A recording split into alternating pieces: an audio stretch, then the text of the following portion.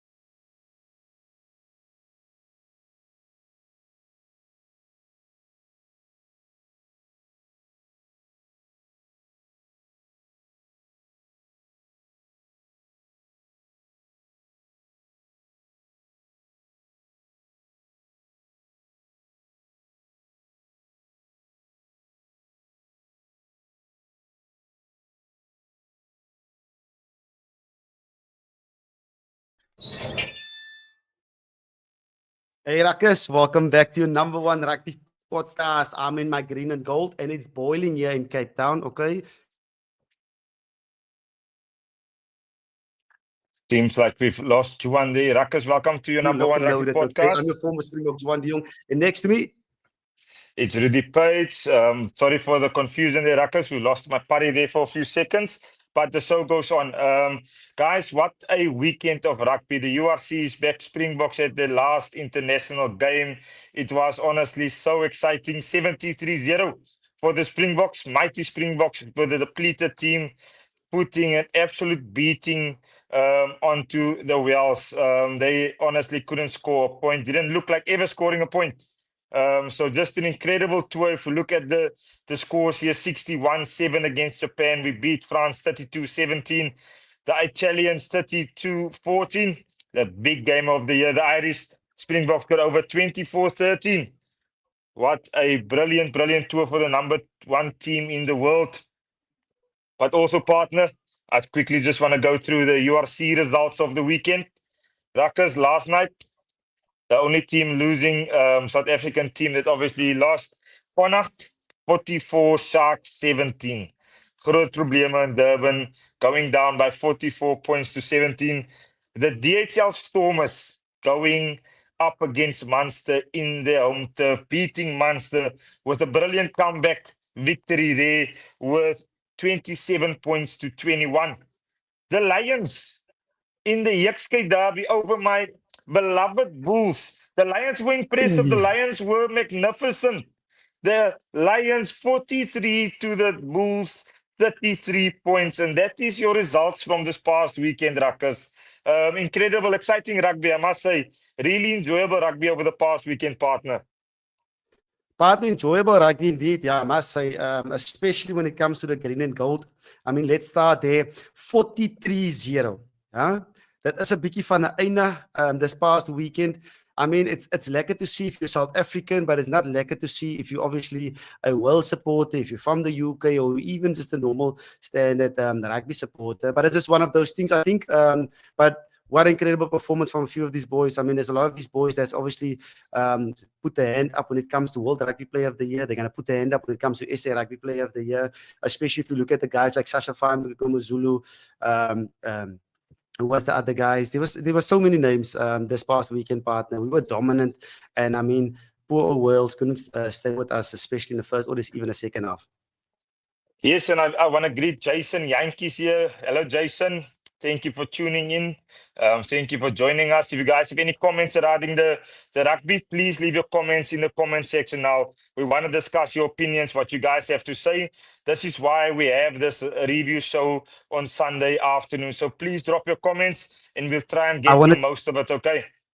I want to check with Jason actually. Is he friends with Gayton McKenzie? I've seen Gayton McKenzie in the picture there, partner. He must just let his friend know that he must come on to Behind the Ruck, your number one rugby podcast. Pardon, I think for all purposes, while we allow the Ruckers just still to join, I think let's start with the Springbok game. Your thoughts on the test match, your thoughts on the performance.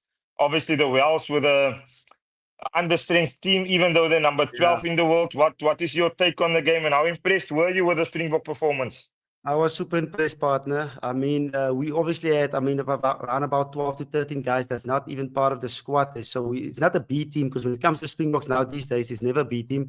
But the standards, the boys uphold it. A lot of times, especially at number one and number two as well. We missed Malcolm Martin, these type of boys. But it's still 100% completion when it comes to our lineups. It's still 100% completion when it comes to our scrums. Even the dominant tackles and stuff that we put onto Wales was unbelievable. And I've got to talk in terms of, you know, the way we're playing, moving the ball around a little bit. Once we inside the 22, we're clinical, and we've been clinical when it comes to this whole year as well. But also one thing that stood out for me is a breakdown speed. I mean, we keeping it around about 3 seconds. And if you get that quick ball, especially for our nines and the looser runners that we do have at the moment, we're going to be I mean, dominant in all aspects, putting pressure onto them. And poor Wales that made a lot of tackles. But clinical performance, you got guys like Kane and Moody, Andre Esterhuizen, the turnovers he got when it comes to breakdown. I mean, he's into that hybrid role now where he does backline stuff, but he also does forward stuff as well. I mean, what a perfect ending. I'm going to call it a perfect ending for me when it comes to the 50 test for 2025, partner. No, partner and Ruckus, I want to apologize for Paddy's Wi-Fi. I know on our side, we missed a few of his words that he was saying there. So just stick with us in our imperfections, okay? Hello, Wayne Williams Jacobs. Hello, Meneer. We see you and welcome to the show. Thank you for tuning in. There was a few other guys who said hello. Kurt Fisher over here. Kurt, we see you. We welcome you. Thank you for watching our show. Thank you for tuning in. But if I can, on my thoughts on the game, look, it was dominance from the word go. Scrum dominance, Kerry's ability, the way the Springboks went through the middle in the first half. That was for me something I picked up immediately around the fringes, going in between 1, 2, and 3. The pillar defenders, excellent. And Ruckus, something that I thought was really, really brilliant from this team is. It could have easily gone away where they wanted to try and run everything from everywhere. We still tried to play territory. We still put up the kicks in the air. We still played proper test match rugby in this game. So I want to credit the players for that because I know how difficult it can be when you're in a game where you are so dominant that it can easily go to a way where you also get loose, you get sucked into it where you want to try and score. So it just shows that this team is so well aligned, and they have got such a common goal, and they've finished the year obviously on a very, very high note against the Welsh with players that has obviously made sure that Rassie will pick them for the next greatest rivalry. Yeah, 100%, partner. Like you said now, I mean, guys that wasn't playing this weekend, especially talking about world player there, Malcolm Marx at number 2, and even at number 9 as well, with Koos Reina, that was unbelievable this past weekend. Those two guys, Grobbies and Krappie, that filled the in for them was actually outstanding as well. And there's a lot of criticism around about Grobbies in terms of his line-out throwing, and also when it comes to scrummaging.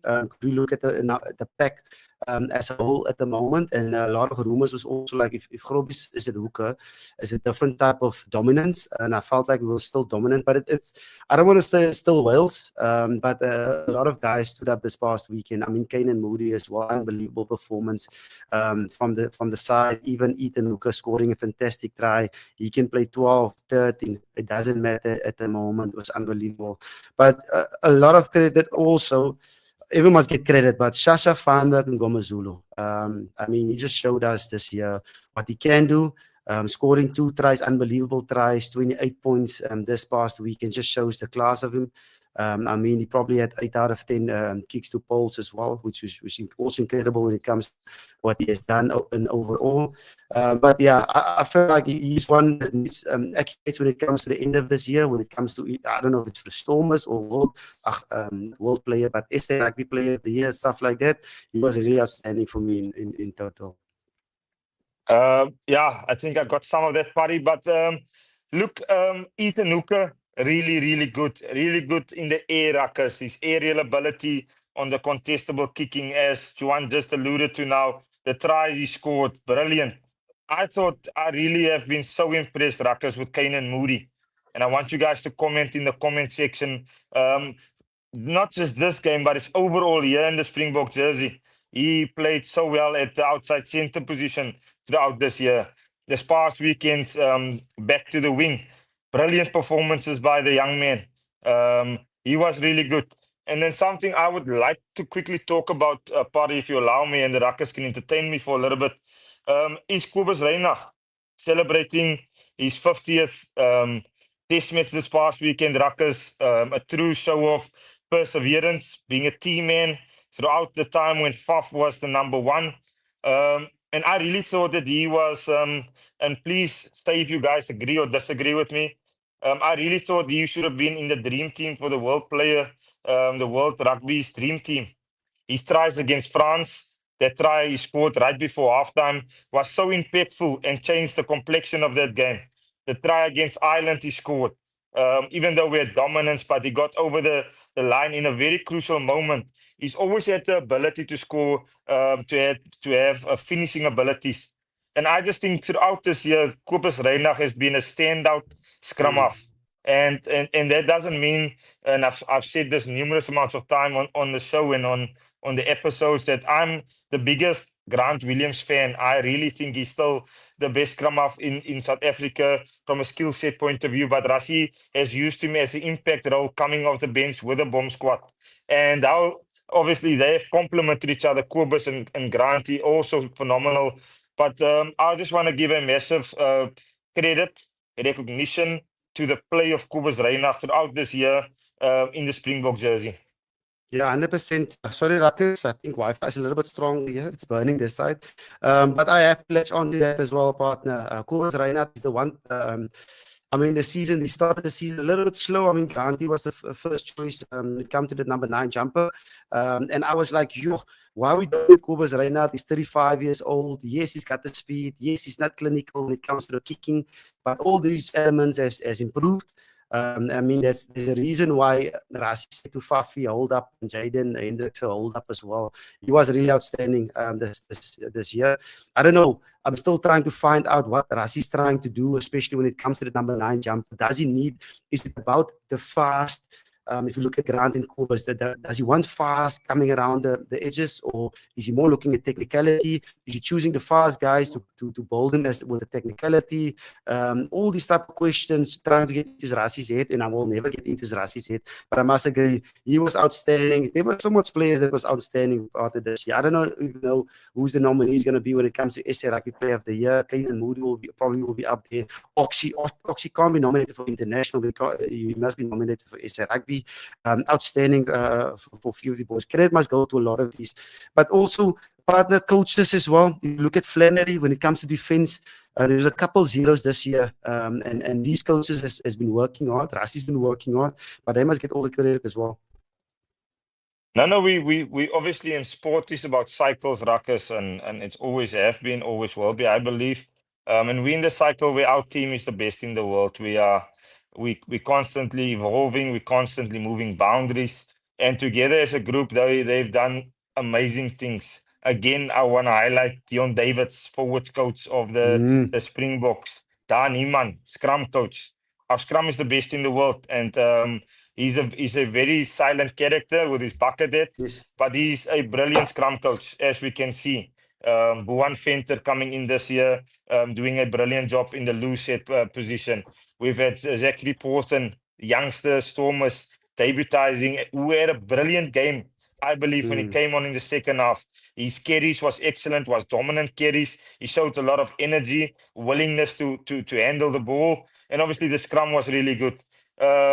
So there is so much things that we can be proud of and that we should celebrate for the Springboks. And it's been in a year that has really had so many highs. We've had obviously the Ellis Park game that was a tough one, difficult one, and the Eden Park one, which all of us as South Africans would have wanted this team to get over that bit of history. But wow, sitting here tonight, looking back on a year and a game yesterday, I think just all of us, I think all of us are happy, we're proud.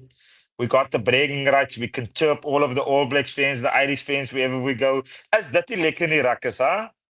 That's fantastic, yeah. And the All Blacks fans has been very quiet. Obviously, I haven't played this past weekend, but it's been very quiet. There's 1 year as well. We speak about the positiveness when it comes to the season partner. Even it's a bit red card. For me, it's cynical and deliberate, and it is a red card for me. There's no excuses when it comes to even it's a bit. He's a legend. I mean, he's the top. He's got the most caps when it comes to Springbok rugby. He's experienced. He's a captain for the Springboks. But what he's done this past weekend is wasn't necessary, and I felt like the referee made the right decision. And hopefully he's going to be banned, but hopefully it's not going to be for too long. This is one of those things where I don't know why I was irritated, but for me personally, it was a red card. What do you think, partner? No, I think obviously it's a red card, but I think, Ruckus, I want to allude to the fact that people perceive Ibi to be someone that has always had discipline issues.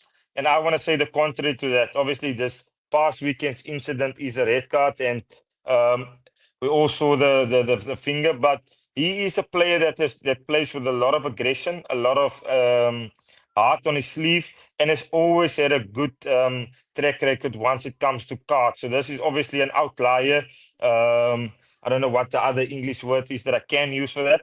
An anomaly. There we go. An anomaly. Okay. This is an anomaly in obviously the career of Evan Etzebeth.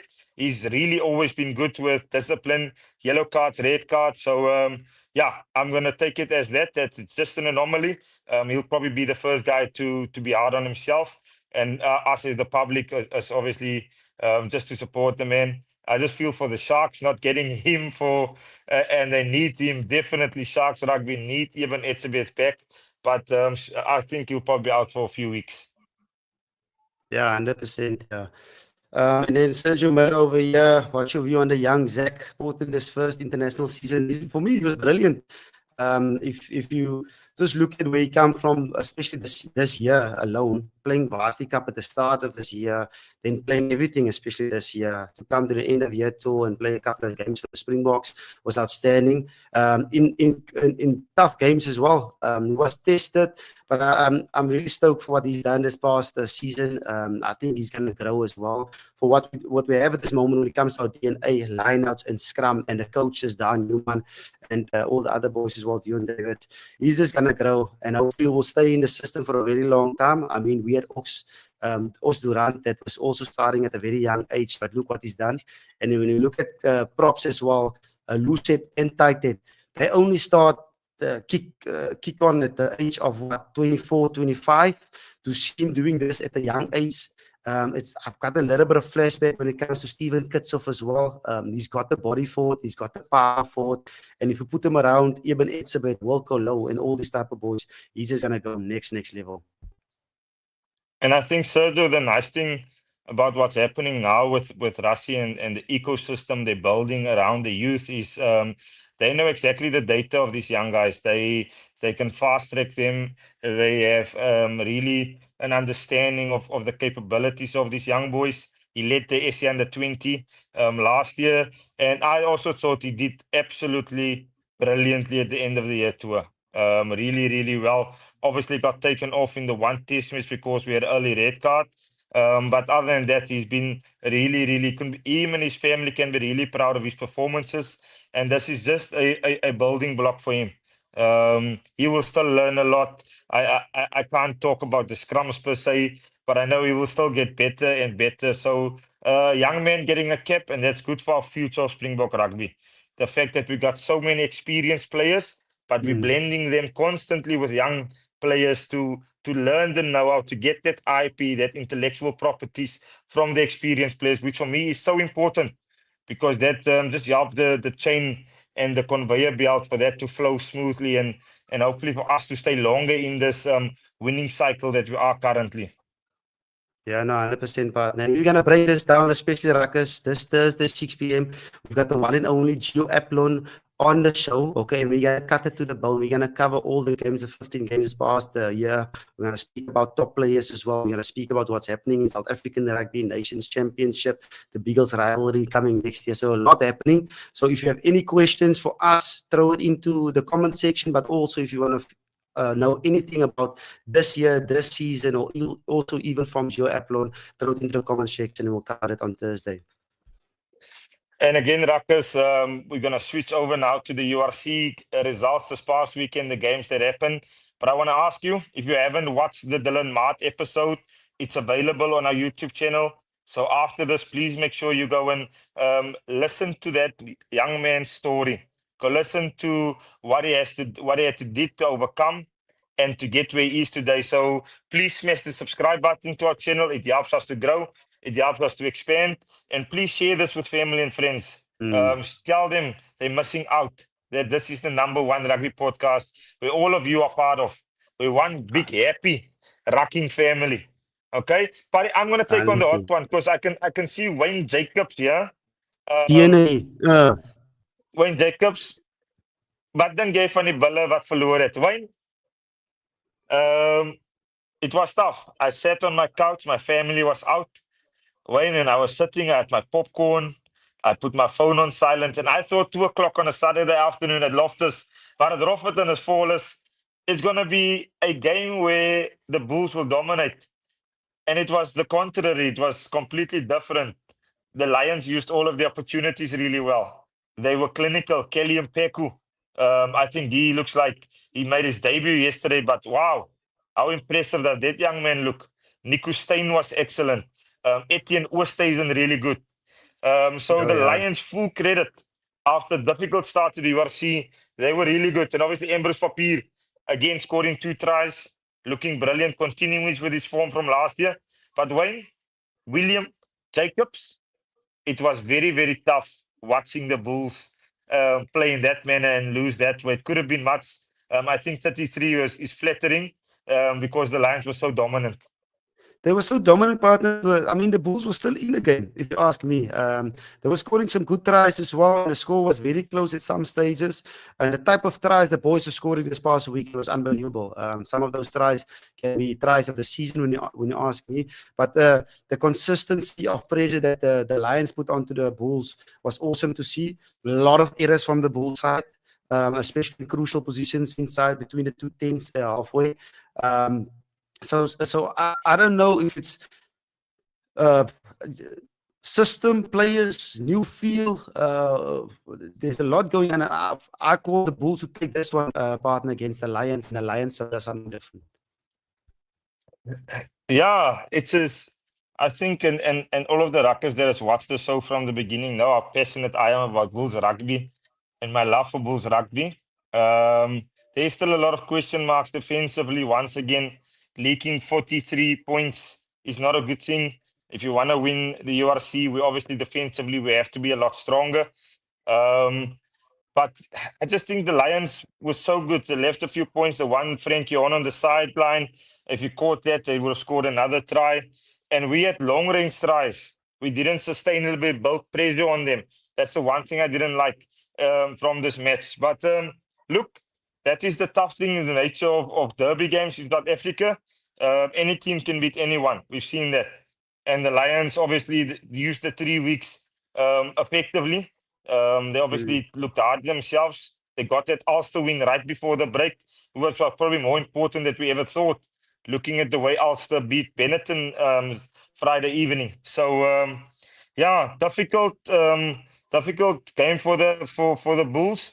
And if there's any Bulls fans in here, please leave a comment. Let me see what you guys think. What should we do different? What can the Bulls do different?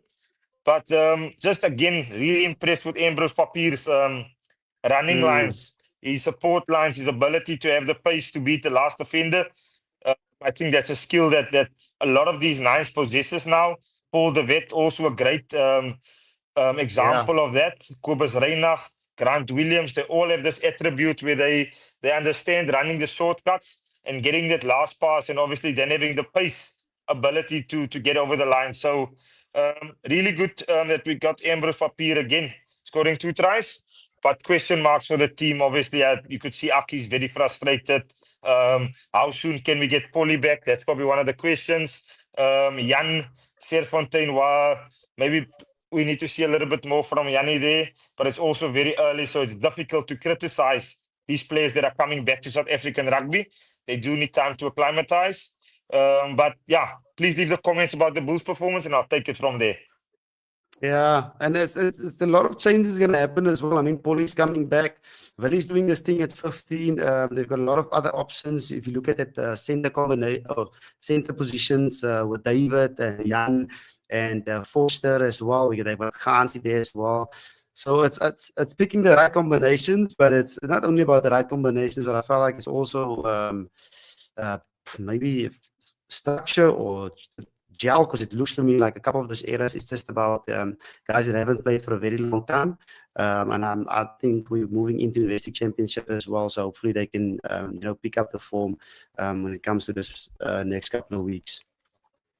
But Paddy, Then partner. talk us through the Stormers' performance, because I think a lot of these ruckers, they have been exciting. I had the privilege, before you go, last night I was watching with the family and stuff here in North Pine in Brackenfell, and halftime everyone left the living room, went outside with a braai.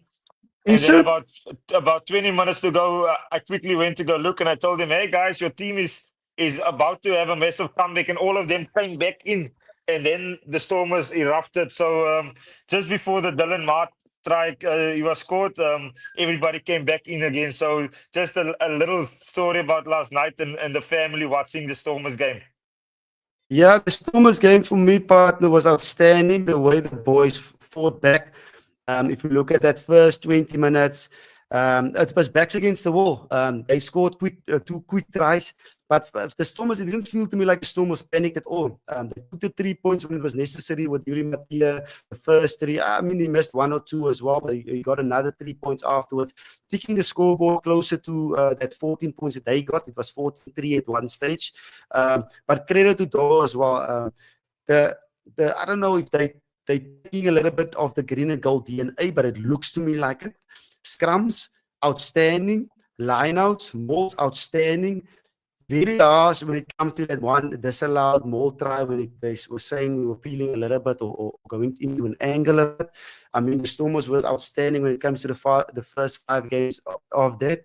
If we have that DNA of the scrums and the lineouts working like the Springboks at the moment, and we've got this magic boys like Wadi Kaland, let's say Dylan Mart as well, even if it's his first cap, things will roll for us. Credit to Dobbo and his coaching staff. I mean, Brock Harris is there as well. The way we put on that bomb squad as well, minute 55, or was it 45, they came on, they made a massive difference. Ackerman came on, a few of the other boys, JJ Kosa came on, putting pressure onto them.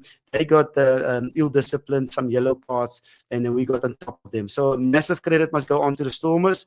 I saw a little bit of fight, I saw a little bit of dog. I mean, Dylan Mart spoke about it in episode, I think, 124, about the camaraderie and how the culture is, now the boys are fighting for each other. And we saw it this past week. It was just brilliant to see. Top of the table clash, 6 out of 6 away from home. Thomond Park is never easy, but outstanding from the Stormers. Look, obviously very impressive. The Stormers really, really impressive.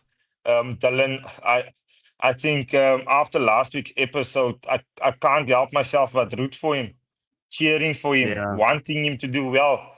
After talking to him, and I've always been a big fan once I've seen him play at the Griquas, but now after hearing his story, wow, you want him to do well. And it may be in a Stormers jersey, Ruckus, but scoring on his debut, then getting a kick from another rucker, Yuri Mattia, man of the match, Paul de Villiers, also a rucker. All 3 of them that contributed heavily in this game all have been on the show. So if you guys are Stormers fans, tuning in for the first time, never seen Behind the Ruck, please go through our YouTube channel, go find the episodes and learn more about your favorite players. But Paul de Villiers Yeah. put in a performance last night. In the first, was it 15 minutes, that covered defensive tackle he made in the corner, stopping a try, being a nuisance at every breakdown. And Ruckus, what that means is every time Munster must load another number to the breakdown, it takes a number out of their defense, which means they can't be as destructive and as creative on attack as they wanted to be. So Paul de Villiers, just again, the Stormers very fortunate, obviously finding someone that can replace a Dion Fourie with similar traits, being very destructive at the breakdown, hunting down the tackler or the carrier, being the tackler, And he just looks like another Oakdale boy that has got an engine to burn.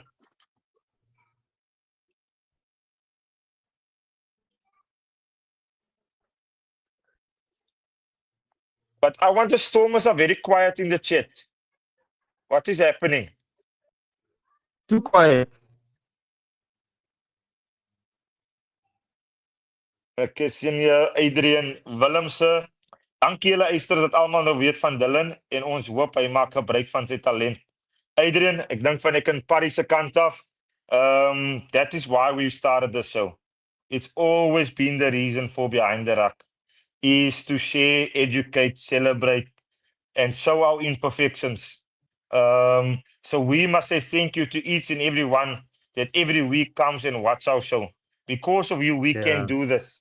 We can get Dylan Mart on the episode and he shares his story that doesn't just touch base with rugby players, but people in the everyday jobs that may be going through difficult times, that is staring up the Mount Everest, knowing that people are overcoming their challenges. So it is our absolute pleasure, Adrian, for bringing Dylan to the episodes. Yeah, and I mean Justin said here as well. Part is them getting to know the players as well, and it's easy for us. We as supporters, we've played the game for a very long time, but now as supporters, it's easy to judge people to say, listen, yeah, they are cocky, they're arrogant, all these types of things, but we don't know where they come from. And if you Dylan Mart is a great example of what he's done to achieve the stuff that he's achieving at the moment and where he wants to go and how his mindset is and what he's been through. That's the most important, the stuff that he's been through, just to get an opportunity to live his dream, to play in the hoops, the blue and white hoops in Adidas kit, and hopefully will be, play in the green and gold soon. But yeah, it's for us sharing their stories, getting to know the players, and hopefully, especially like if you look at Sacha and Gomezula as well, we chatting him, but we don't know his story. Go look at these episodes just to get a little bit of insight as what it's all about, and hopefully we can connect the players with the game, the fans with the game, and have this a nice little ecosystem. I've got Kurt Fisher here. Rudy and Juan was julle net so happy soos die Boland toe Dylan aka Tabu gaan score het. What a moment. Kurtie, as soon as he jumped over the try line, I was going, Rakas! Rakas! Yeah. So I think all of my family, my wider family were all celebrating like we are his family. And I think that is what made this past week so incredible having him on, is that we all felt we want to cheer for Dylan. So that's an easy yes, Kurt. You all celebrated Dylan's try. 100%, yeah. And I mean, even in the game as well, we're voice noting each other. I scored the Rucker.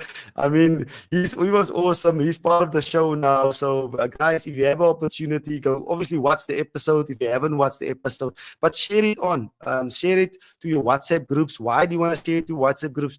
There's kids out there that needs this story, that's going through things as well. That can hopefully makes a difference, and hopefully this episode will inspire these kids, to become a Springbok or to achieve whatever they want to achieve when it comes to not even the Springboks or rugby, but in life as well. It was special to see. I was so stoked for the big man scoring this past weekend, and he said in the episode as well, when he plays on his debut season, things happen. So, Rakas, hopefully for the Stormers supporters, hopefully things will happen for us this season, okay? We'll see what's going to happen. Buddy, here's a really good comment from Alvin Adonis. I hope I'm pronouncing it right. Alvin Adonis. Did Ackerman really bring a change to the Bulls? And how long still for Plum? I think if you can go first, and I'll attack Alvin later. For me personally, if I look at the Bulls at the moment, you can't see a change at the moment. What we see now is a guy that took the same platform that obviously Jake White has built. It's tough to come a couple of months before the season and change everything. Any person that steps into a house is going to make changes and wants to make changes. You couldn't do it. He got a couple of signings, guys like Andre Pollard, Jan Serfontein. Maybe these guys that he didn't even rate as well. Maybe this is guys that he wants a different type of players. But he's got these players at the moment now. He's a brilliant coach when it comes to Akis. You've seen it at the Lions. We've seen it at the SA20, the junior box under 20s when I was there as well. What he's done there, winning the championship with his boys.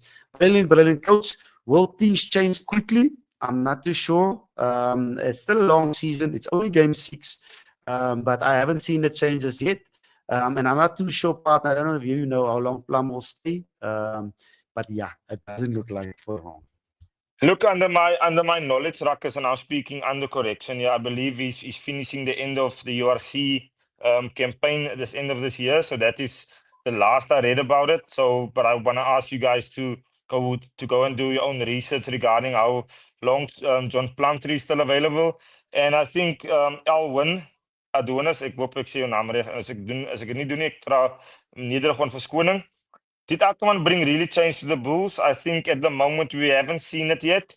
Bulls rugby obviously has been based on scrum dominance, kick suffocating, physical rugby.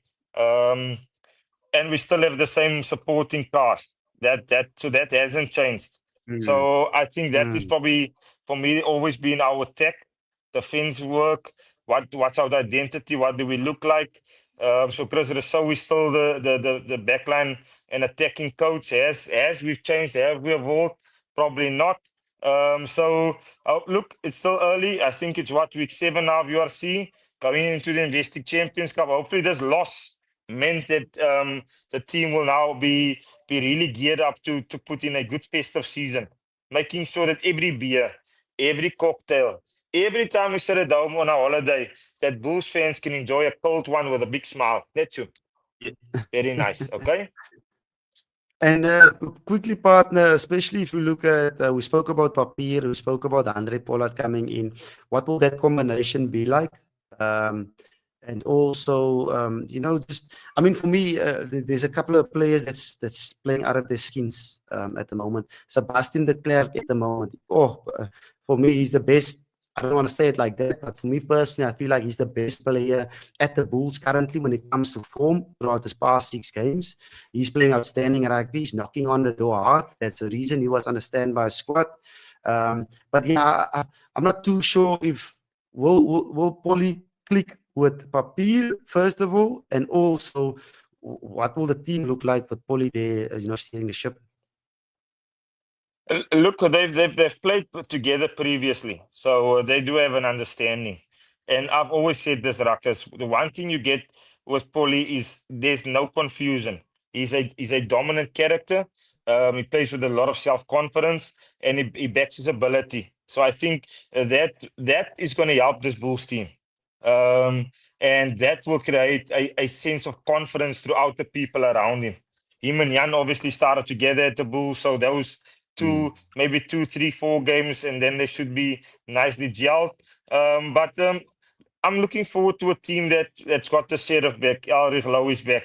Once we can get Kemi Hanna come back, Kurtley Arendse will come back now. Kanan Moody will come back. So we do have impactful players. Wilco Low, Gerard Steenkamp, Provis. You understand? Once I start naming those names, ewe skielik klink die Bullespan gevaarlik vir die 3de Januarie against the Stormers. Okay? Ruan Orkeer, season for the Springboks. He comes back into the Springbok mix. Eskom comes back into the Springbok mix. So our team there is a lot of Springboks that is out currently that will be coming back for Investing Champions Cup. So they will make sure that the beer tastes nice and cold. Okay.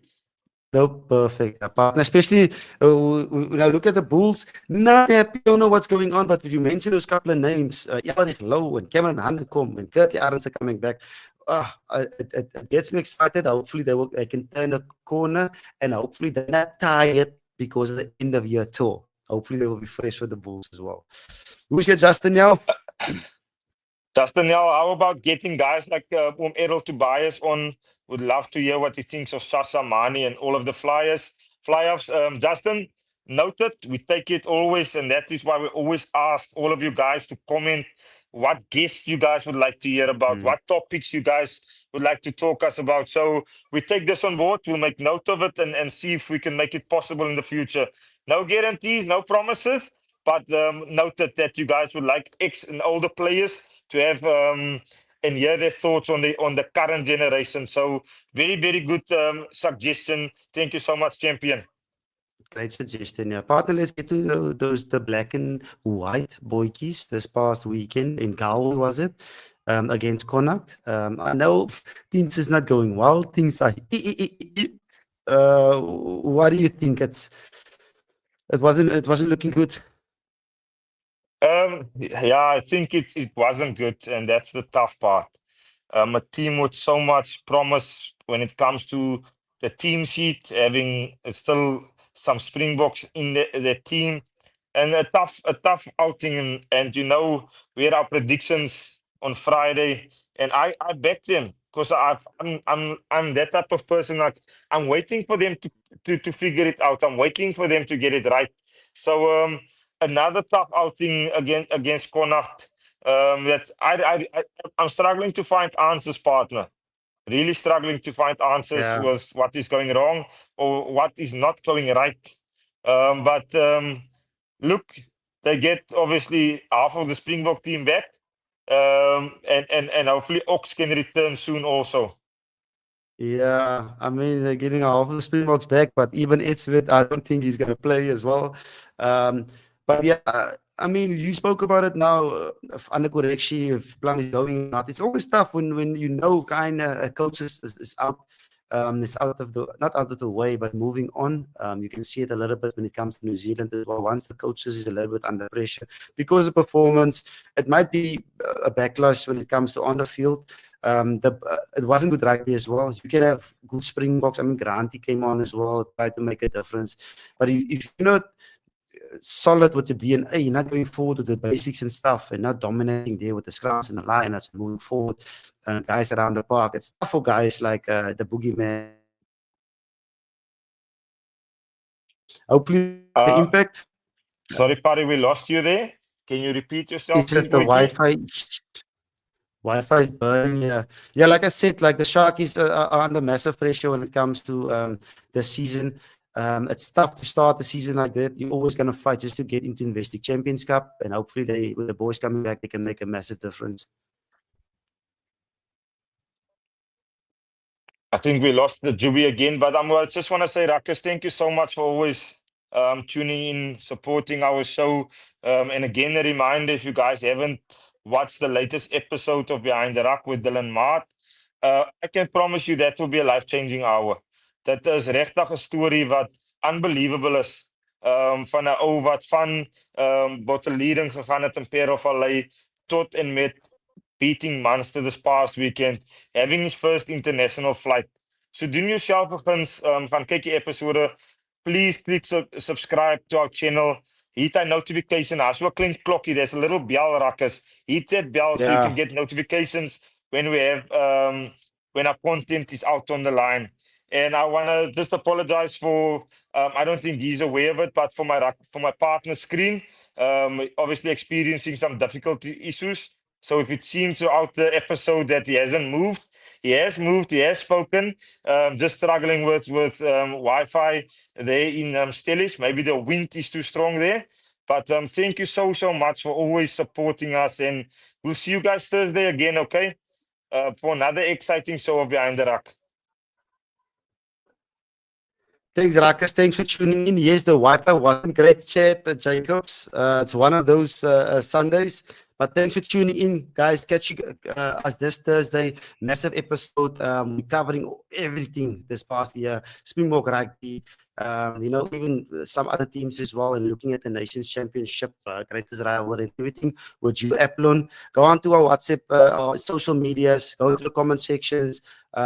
Type in everything that you feel at the moment that we can ask Gio, what we can chat about, and hopefully we can answer it when it comes to this Thursday and having a discussion with you guys involved with the episode.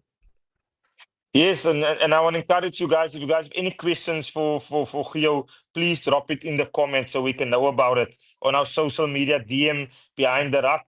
What questions you guys would like to ask Gio about this whole year's rugby, upcoming URC matches, so we can tap every little last bit of his rugby knowledge so we can share it with you guys, okay? Guys, I'm going to go. I'm going to have to pack lunch boxes for my kids. I'll see you guys this upcoming Thursday, okay?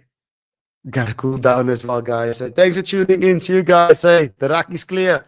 Let's go. Bye.